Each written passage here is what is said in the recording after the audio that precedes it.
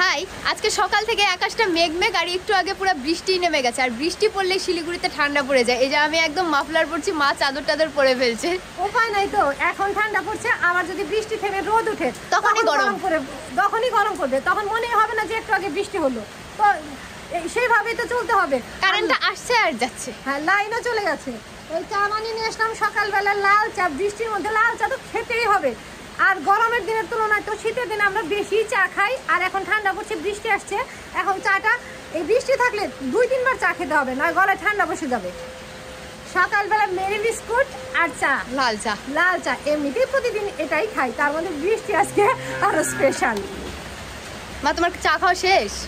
চা খাওয়া শেষ। আমি চা খুব গরম গরম খাই, লাল চা। ওই একটু ঠান্ডা হলে আমি খেতে পারি না, আমি একদম গরম গরম চা খেয়ে ফেলি। আমি একবারে রেখে দেই, ঠান্ডা হয় তারপরে খাই। আর এমন চা কে খেত? এমন চা দাদু খেত আগে। ওইটা আমার বাবারও চা দিয়ে বৌদি ঘুরতে পারতো না, চা শেষ সঙ্গে সঙ্গে খেয়ে ফেলতো। চা বিস্কুট খাওয়া হয়ে গেল। সকালবেলা রান্নাবাড়ি করতে হবে, বেশি সকালও নাই, 9টা বেজে গেছে। রান্নাবাড়ি করবো, ঘরে তো সবজি টবজি কম বেশি আছে, ভাবছিলাম আজকে সেগুলোই রান্না করব। কালকে সন্ধ্যাবেলা রাতে ভেবে রাখছি, তো সকালে এমন পরিবেশ সেগুলোও রান্না করবো। আর এমন পরিবেশে তো ঝাল ঝাল কিছু হলেই খেতে ভালো লাগবে। তাই ভাবলাম একটু পাশের দোকান থেকে চিকেন নিয়ে আসি। আমি একবারে চিকেনটা এনে ঘরে রাখি না, ফ্রিজে রাখি না। বিশেষ করে চিকেন ঘরে ফ্রিজে রাখলে সেটা খেতে একদমই ভালো লাগে না। মাছ টাছটাও একটু অল্প অর্ধেক রাখা যায়, বড় মাছ আনলে তো আর একবারে শেষ হয় না, তার থেকে তো অল্প অর্ধেক রাখতেই হয়। তবে চিকেনটা একদমই আনি না, কারণ পাশের দোকানেই পাওয়া যায়। পাশের দোকান থেকে অল্প চিকেন নিয়ে এসে সেটা আজকে ঝাল ঝাল করে মেয়েকে রান্না করে দেবো। বৃষ্টি এখন কমে গেছে, আর বৃষ্টি কমছে তখনই দোকানে গেছি। একটা মুরগি থেকে একদম লম্বা লম্বি অর্ধেকটা কেটে নিয়ে আসছি, লেগ পিস আর পাখনার দিকটা। তারপরে আমি গিলামিটা নিয়ে আসছি। গিলামিটা মেয়ে পছন্দ করে। যাই আগে পরিষ্কার করে মাংসগুলো ধুয়ে নিয়ে আসি। যা মশলা আছে তাই দিয়ে আগে মাখবো, দই দিয়ে মাখবো, আর ওই যে গুঁড়া মশলা আছে ওটা দিয়ে মাখবো। মাংস বসিয়ে দিয়ে মশলাটা বাটবো, আদা রসুন পেঁয়াজ কাঁচা লঙ্কাই বাটতে হবে। ওটা মাংসটা বসিয়ে দিয়ে বেটে নেবো। আমার মা যে এখনো মুরগির মাংস রান্না করে, আমরা যেমন রসুন পেঁয়াজটা একদম বেটে দেই, মা অল্প বেটে দেয়, তবে বেশিরভাগই ওরকম গোটা গোটাই দেয়। পেঁয়াজটা একটু বড় বড় করে কেটে দেয় মাখার সময়, আর রসুনটা অনেক রসুনের কোয়াগুলো দিয়ে দেয়, আর অল্প বেটে দেয়। তবে আমরা তো দেখা যায় সবটুকুই বেটে দেই, ওই গোটা গোটা দেই না। তো আজকে আমিও কিছু গোটা গোটাই দিব।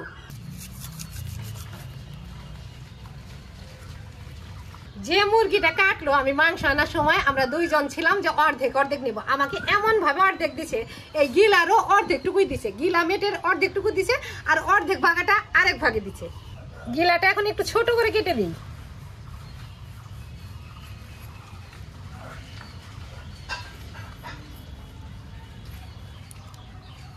ধুয়ে এনে রেখেছি, অনেকটাই জল জমে গেছে, অতটা বৃষ্টির মধ্যে ছেঁকে তুলতে পারি নাই। অন্য একটা গামলা এখন ছেঁকে তুলে নিচ্ছি। পেঁয়াজ রসুন টক দই ধনে গুঁড়ো হলুদ লঙ্কা গুঁড়ো দিয়েছি। এবার নুন আর সর্ষের তেল হাতে নিয়ে মাংসগুলো ভালোভাবে মাখবো। স্বাদ মতো নুনও দিয়ে দিব। সর্ষের তেল হাতে নিলাম।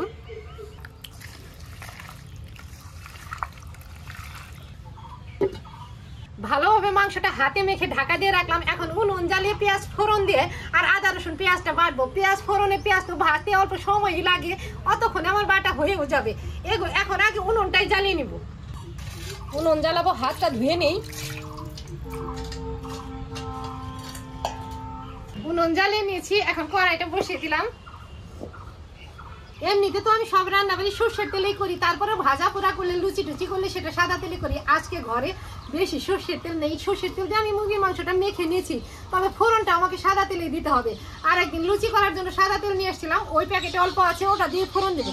সবসময় তো আর ঘরে সবকিছু থাকে না, যেটা থাকে সেটা দিয়েই মাঝে মাঝে চালিয়ে নিতে হয়। এটা কোনো ব্যাপার না, সংসার করলে এরকম করতেই হয়। আর লাগবেই বলতে কোনো কথা নাই, যেটা আছে সেটা দিয়েই চালিয়ে নেবো। ফোড়নের পেঁয়াজটা কথা বলতে বলতে ছিলে নিলাম।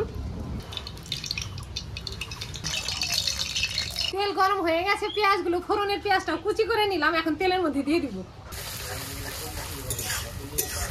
কড়াইতে তো পেঁয়াজ কুচি দিয়েছি, এখন ফোড়নের অন্যান্য সবকিছু দেবো। তেজপাতা শুকনো লঙ্কা গোটা জিরে গরম মশলা, এখন ওগুলো দিব।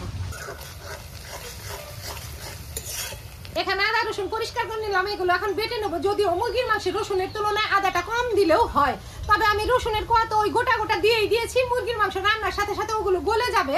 আর এমনিতে রসুন দেবো, গোটা রসুন দেবো, সেটা আর ছিলবো টিলবো না, অমনি দেবো। আর এখানে রসুনের তুলনায় আদাটা একটু বেশি বেশি আছে। এবার এটা বেটে নেই।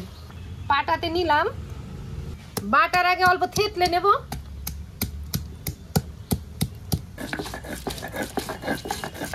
আদা রসুন বাটা হয়ে গেছে। এদিকে কড়াইয়ের পেঁয়াজের ফোড়নটা পুরোপুরি হয়ে গেছে। এখনই মাংসটা ঢেলে দিতে হবে। তার আগে আদা রসুনটা একটু মাংসের মধ্যে মেখে দেব। পেঁয়াজটা একদম পুরোপুরি হয়ে গেছে, ঢেলেই দিলাম।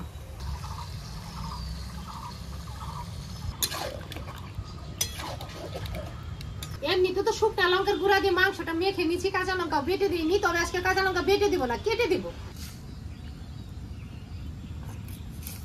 দুইটা বড় বড় সাইজের দেশি রসুন উপর থেকে পরিষ্কার করে নিচ্ছি। এই দুইটাও ধুয়ে মাংসের উপরে দিয়ে দিব। বৃষ্টি কমছে, তারপরে বাতাস এত আছে, পিট টিট দিয়ে বাতাস লেগে মুখ কাঁপছি। আমরা তো এমনিতে সবকিছুতেই টমেটো খাই, মাছে, নিরামিষে, সবজিতে, সবকিছুতেই। তো মুরগির মাংসে তো টমেটো দিতেই হবে। একদম টসটা দুইটা টমেটো নিচ্ছি, এই দুইটাও কেটে দিয়ে দিব। একটু ছোট করে কেটে দেব, বেটে দিলাম না, যেহেতু কেটে দেই গলে যাবে।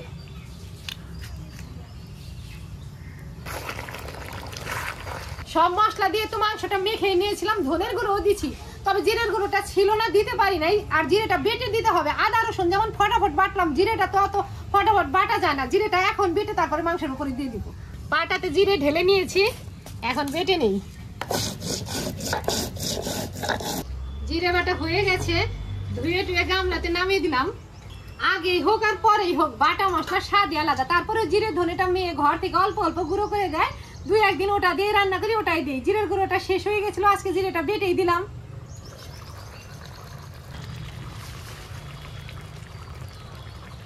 আজকে আর মাংসতে আলাদা করে ঝোল দেবো না, কষা কষাই করবো।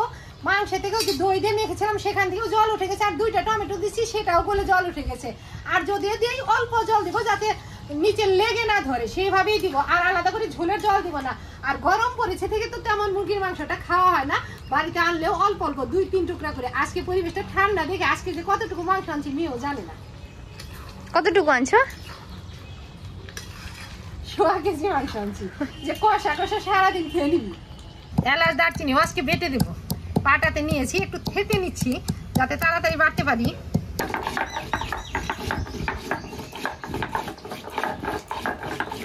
এলাচ দারচিনি মিহি করে বেটে নিলাম। আমার মা বলে এলাচ দারচিনি যদি মিহি করে বেটে দেওয়া যায় তবে ঝোলটা খেতেও ভালো লাগে। যদিও আজকে আমি ঝোল রাখবো না, তারপরে গ্রেভি দিয়ে ভাত মেখে বা রুটি পরোটা দিয়ে খেতে খুব ভালো লাগবে। গরম মশলা বাটা দিয়ে দিয়েছি, নেড়ে চেড়ে মিশিয়ে দেই। অল্প জল দিছিলাম যাতে নিচে লেগে না যায়। গরম মশলার বাটি দিয়ে অল্প জলও দিলাম। রান্না প্রায় হয়ে গেছে। উনুনে যতটুকু আঁচ আছে এতটুকুই হয়ে যাবে। শুধু কাঁচুরি মেথিটা ছড়িয়ে দিয়ে নামিয়ে দিব। হাত দিয়ে অল্প ভেঙে দিলাম, কাঁচুরি মেথি দিলাম, নেড়ে চেড়ে মিশিয়ে দেয়। আর উনুনে বসানো থাক। যে কোনো রান্না করতে গেলেই তো কিছু বাসন খারাপ বের হয়, সেগুলো ধুয়ে নিয়ে আসি, তারপরে মাংসটা ঢেলে দেবো। উনুনের শেষ আছে তরকারি, যে কোনো তরকারি বসিয়ে রাখলে তার কালারই চেঞ্জ হয়ে যায়। আর ঝোলটাও দমে এতটা গ্রেভিটা এতটা ভালো হয়, স্বাদ পুরোপুরি পাল্টে যায়। এই যে তরকারিটা কালারটা কি হয়েছে। রান্না হয়েই গেছে, নামিয়ে দেব। ঢালার জন্য গামলাটাও মেজে নিয়ে এসেছি, আর একটু নেড়ে নিলাম যাতে একবারে পড়ে যায়।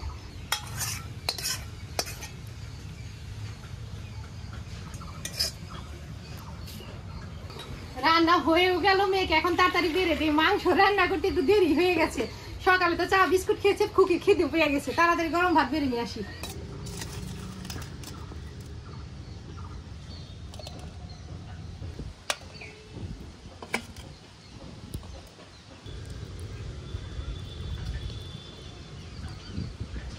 বেশ বেলা হয়ে গেছে, আর একটু রোদও উঠছে। তারপরেও যে কি হাওয়া আর কি ঠান্ডা আছে, এই ঠান্ডার মধ্যে এটা কিন্তু খুব ভালো লাগবে।